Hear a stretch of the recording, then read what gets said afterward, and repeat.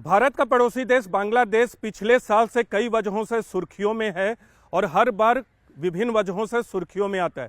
पिछली बार शेख हसीना के देश छोड़ने की वजह से सुर्खियों में था और अब एक नेता के देश वापसी की वजह से सुर्खियों में है। हम जिस नेता की बात करें वो 17 साल से बांग्लादेश से बाहर निर्वासन का जीवन व्यतीत कर रहे थे। हालांकि सेल्फ इम्पोज्ड एक जेल था, यानी खुद से उन्होंने निर्वासन का जीवन व्यतीत करने का फैसला किया था एक समझौते के तहत, और इस नेता का नाम है तारिक रहमान। तारिक रहमान बांग्लादेश नेशनलिस्ट पार्टी के कार्यकारी अध्यक्ष हैं। हम आपको बताएंगे कि क्यों उनका देश आना बांग्लादेश नेशनलिस्ट पार्टी और अगले साल होने वाले राष्ट्रीय चुनाव में खुद तारिक रहमान के लिए मेक और ब्रेक मोमेंट होगा। क्यों उनके लिए ये चुनाव बहुत ही महत्वपूर्ण है, न सिर्फ उनके लिए बल्कि बांग्लादेश नेशनलिस्ट पार्टी के लिए भी। लेकिन उससे पहले आपको बताते हैं कि आखिर तारिक रहमान है कौन। तारिक रहमान एक तरफ बांग्लादेश नेशनलिस्ट पार्टी के कार्यकारी अध्यक्ष हैं, तो दूसरी तरफ बांग्लादेश के पूर्व राष्ट्रपति जियाउर रहमान और बांग्लादेश की पूर्व प्रधानमंत्री खालिदा जिया के बेटे हैं। तारिक रहमान साल 2008 में लंदन चले गए थे एक समझौते के तहत, जो कहा जाता है कि वो एक समझौते के तहत लंदन गए थे और वहीं 17 साल से थे। पिछले साल शेख हसीना की सरकार के खिलाफ विरोध हुआ, शेख हसीना देश छोड़कर भारत आ गई और उसके बाद वहां चुनाव की परिस्थितियां पैदा हो रही थी बांग्लादेश में। और अगले साल यानी फरवरी 12 को राष्ट्रीय चुनाव है। इस चुनाव में बांग्लादेश नेशनलिस्ट पार्टी जो है हिस्सा ले रही है, चुनाव की प्रक्रिया चल रही है।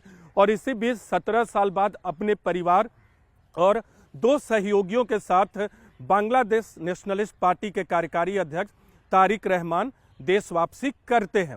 लेकिन बांग्लादेश नेशनलिस्ट पार्टी में उनकी राजनीतिक भूमिका पूर्व में क्या रही है, आने वाले चुनाव में उनकी चुनौतियां क्या हैं। हालांकि ये माना जा रहा है कि बांग्लादेश नेशनलिस्ट पार्टी की जीत होगी अगले राष्ट्रीय चुनाव में, क्योंकि अवामी लीग चुनाव मैदान में नहीं है। लेकिन चुनौतियां कई हैं, इन चुनौतियों पर बात करेंगे।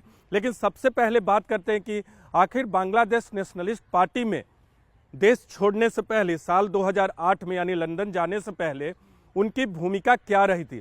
दरअसल 70 के दशक के अंत में बांग्लादेश नेशनलिस्ट पार्टी की स्थापना हुई थी और उसके बाद बांग्लादेश नेशनलिस्ट पार्टी कई बार सत्ता में आई, कई बार विपक्ष में रही, कई बार चुनाव का बॉयकॉट किया।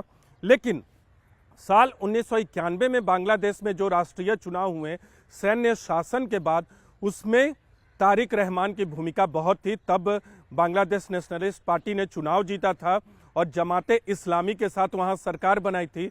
उस जीत में तारिक रहमान की भूमिका भी बड़ी बताई गई थी और कई पार्टी नेताओं ने उनसे अनुरोध किया था कि पार्टी में वो कोई बड़ा पद लें, लेकिन उन्होंने पद लेने से इनकार कर दिया था। और फिर बांग्लादेश नेशनलिस्ट पार्टी और जमाते इस्लामी की सरकार वहां 1996 तक चली। 1996 में फिर चुनाव होता है। हालांकि 1996 में 2 चुनाव होते हैं। पहले चुनाव का ज़्यादातर राजनीतिक दलों ने विरोध किया, तो उस चुनाव के बाद जो सरकार बनी वो ज़्यादा दिन तक नहीं चल सकी और उसी साल यानी 1996 में दोबारा से राष्ट्रीय चुनाव होता है और उसमें शेख हसीना की पार्टी अवामी लीग की जीत होती है और शेख हसीना पहली बार बांग्लादेश की प्रधानमंत्री बनती हैं। 1996 से 2001 तक अवामी लीग की सरकार रहती है और इस बीच तारिक रहमान बीएनपी को मजबूत करने के लिए बहुत मेहनत करते हैं और 2001 में जब राष्ट्रीय चुनाव होता है तो उस चुनाव में जमाते इस्लामी और बांग्लादेश नेशनलिस्ट पार्टी जो कि अलायंस में थे उनकी जीत होती है और 2001 से 2006 तक इनकी सरकार रहती है। लेकिन ये जो कार्यकाल था बीएनपी का वो बहुत ही विवादास्पद था, भ्रष्टाचार के आरोप लगे। यहाँ तक तारिक रहमान पे ये आरोप लगा कि ढाका में जो ग्रेनेड हमला था उसमें वो मुख्य तौर पे शामिल थे और उसके लिए उन्हें बाद में दोषी भी करार दिया गया था। ढाका ग्रेनेड हमले के बारे में आपको बता दें कि उसमें निशाना बनाया गया था शेख हसीना को और अवामी लीग के कई नेताओं की मौत हुई थी। तो इस मामले में भी बाद में उन्हें दोषी ठहराया गया था। लेकिन फिर 2008 में भ्रष्टाचार के इन पे मामले थे, गिरफ्तार हुए थे। ढाका ग्रेनेड का मामला था, ढाका ग्रेनेड हमले का आरोप था, गिरफ्तार भी हुए थे। लेकिन एक समझौते के तहत ये देश छोड़कर चले गए और खालिदा जिया भी जेल में बंद थी, उनकी रिहाई हो चुकी थी। तो रिहा होने के बाद ये देश छोड़कर चले गए और कहा जाता है कि तब जो सत्ता में थे उनसे एक समझौते के तहत ये देश छोड़कर गए थे, क्योंकि जेल में जब बंद थे तारिक रहमान उस समय उनके स्वास्थ्य को लेकर भी सवाल उठ रहे थे, उनका स्वास्थ्य ठीक नहीं था। 2008 में राष्ट्रीय चुनाव होता है, अवामी लीग की जीत होती है, बीएनपी की हार होती है। उसके बाद फिर 2014 में राष्ट्रीय चुनाव होता है, उस चुनाव का बांग्लादेश नेशनलिस्ट पार्टी बॉयकॉट करती है, अवामी लीग की फिर जीत होती है। 2019 में फिर चुनाव होता है, बांग्लादेश नेशनलिस्ट पार्टी शामिल होती है लेकिन हार जाती है। फिर 2024 में चुनाव होता है, उस चुनाव का बांग्लादेश नेशनलिस्ट पार्टी ने बॉयकॉट किया और अवामी लीग की जीत होती है। यानी 2008 से 2024 तक बांग्लादेश में अवामी लीग की सरकार थी। इस दौरान जब भी बांग्लादेश नेशनलिस्ट पार्टी ने हिस्सा लिया वो हारी। हालांकि खालिदा जिया तो वहां मौजूद थी बांग्लादेश में, लेकिन तारिक रहमान बांग्लादेश में मौजूद नहीं थे। वो अपनी पार्टी को वहीं से चला रहे थे, क्योंकि 2009 से ही एक तरह से पार्टी की सक्रिय गतिविधियों को देखना शुरू कर दिया था तारिक रहमान ने लंदन से ही। तो ये कहानी है 2024 तक की। 2024 में शेख हसीना जो है वो देश छोड़कर, क्योंकि उनके खिलाफ छात्र आंदोलन होता है, छात्र लोग प्रोटेस्ट करते हैं, उन्हें देश छोड़कर भागना पड़ता है और वो भारत आ जाती हैं।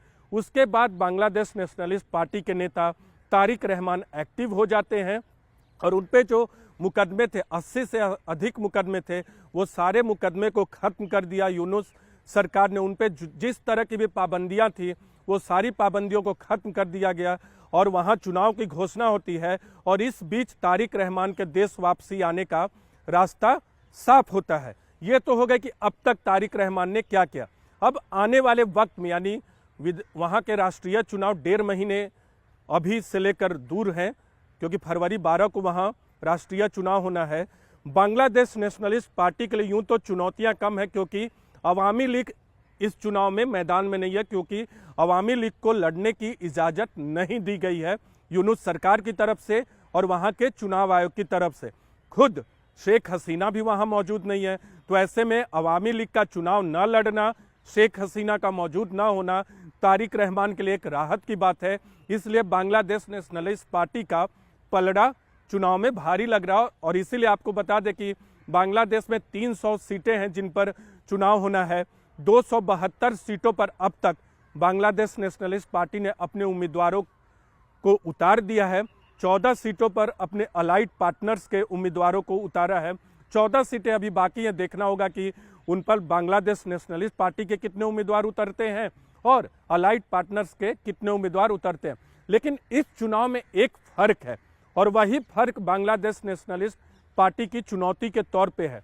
1991 से लेकर शेख हसीना के हटने तक, यानी करीब 33-34 साल तक बांग्लादेश नेशनलिस्ट पार्टी और जमात के बीच एक गठबंधन रहा, औपचारिक गठबंधन और अनौपचारिक गठबंधन, क्योंकि जो इनके राजनीतिक दुश्मन थे वो अवामी लीग और शेख हसीना थी। हालांकि बीच में यानी 2013-14 के बाद से थोड़ी दूरी जरूर बनी थी, लेकिन विरोध में दोनों साथ में थे, अवामी लीग के खिलाफ, शेख हसीना के खिलाफ। लेकिन इस बार के चुनाव में जमाते इस्लामी एक अलग धड़ा है। जमाते इस्लामी 8 दूसरी पार्टियों के साथ गठबंधन करके जो इस्लामिक ग्रुप है, इस्लामिक राजनीतिक दल हैं, उनके साथ अलग चुनाव मैदान में है। तो बांग्लादेश नेशनलिस्ट पार्टी को सबसे बड़ी चुनौती इस बार जमाते इस्लामी से मिल रही है।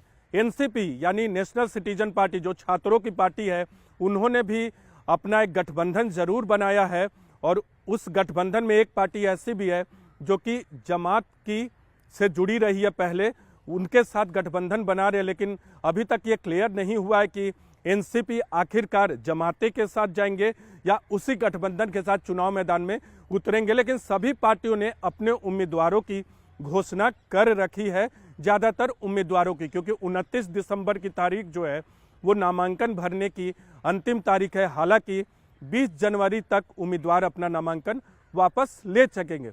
तो मेक और ब्रेक मोमेंट है तारिक रहमान के लिए, जो कि बांग्लादेश नेशनलिस्ट पार्टी के कार्यकारी अध्यक्ष हैं। 17 साल बाद अपनी पत्नी और बेटी के साथ, और उनकी एक पालतू बिल्ली है छोटी सी पेट कैट, उसके साथ लौटे हैं बांग्लादेश में और अपने कुछ सहयोगियों के साथ। तो मेक एंड ब्रेक मोमेंट इसलिए है क्योंकि अगर चुनाव नहीं जीतते हैं, 17 साल बाद लौटे हैं, तो आने वाले वक्त में उनके लिए मुश्किलें खड़ी हो सकती हैं। क्योंकि आज भले अवामी लीग पर प्रतिबंध है, लेकिन शेख हसीना और उनके बेटे साजिब वाजेद वो लगातार इस कोशिश में है कि बांग्लादेश में उनकी पार्टी और उन लोगों की वापसी हो। साजिब वाजेद इस वक्त अमेरिका में हैं और उनकी तमाम गतिविधियों पर नज़र है। इसके अलावा तारिक रहमान क्योंकि 17 साल बाद लौटे हैं, चुनाव में शामिल हो रहे हैं, अवामी लीग उनके सामने नहीं है, जमात से उनका मुकाबला है और एनसीपी के लोगों से मुकाबला है, तो उसमें बांग्लादेश नेशनलिस्ट पार्टी का पलड़ा भारी है। एक अच्छी चीज़ जो बांग्लादेश नेशनलिस्ट पार्टी के साथ हुई है कि जमाते इस्लामी से जो उनकी दूरी हुई है राजनीतिक तौर पे, उससे एक बहुलवादी पार्टी के तौर पे अपने आप को रखने की कोशिश बांग्लादेश नेशनलिस्ट पार्टी कर रही है। लेकिन जमात का जो वोट बैंक था वो अब बांग्लादेश नेशनलिस्ट पार्टी को मिलेगा, ये मुमकिन नहीं लगता, क्योंकि ये टफ है उनका वोट हासिल करना, तो ये चुनौती भी है। तो 17 साल बाद लौटे हैं, अगले साल चुनाव है, खुद भी चुनाव मैदान में उतरेंगे, ज़्यादातर सीटों पर अपने उम्मीदवारों को उतार दिया बांग्लादेश नेशनलिस्ट पार्टी ने। और तारिक रहमान के लिए एक बड़ी चुनौती यह है कि 2 दशकों से, करीब 2 दशकों से कहें कि 2006 के बाद उनकी पार्टी बांग्लादेश की सत्ता से बाहर है। अगर वो दोबारा से बांग्लादेश नेशनलिस्ट पार्टी को सत्ता में लाते हैं तो अपनी पार्टी के लिए उनका ये एक तोहफा होगा और उनके लिए एक बड़ी जीत होगी। इसीलिए उनकी वापसी को और अगले साल होने वाले चुनाव में उनके संभावित प्रदर्शन को लेकर ये कहा जा रहा है कि उनकी वापसी का जो मोमेंट है मेक और ब्रेक मोमेंट है। अगर वो कुछ बड़ा कर पाते हैं तो बांग्लादेश नेशनलिस्ट पार्टी के इतिहास और बांग्लादेश के इतिहास में अपना नाम दर्ज करा लेंगे, क्योंकि 17 साल बाद निर्वासन के बाद लौटे हैं। अगर नहीं कर पाते हैं तो उनकी चुनौतियां आने वाले वक्त में बढ़ेंगी और बांग्लादेश नेशनलिस्ट पार्टी पर भी एक क्वेश्चन मार्क लगेगा।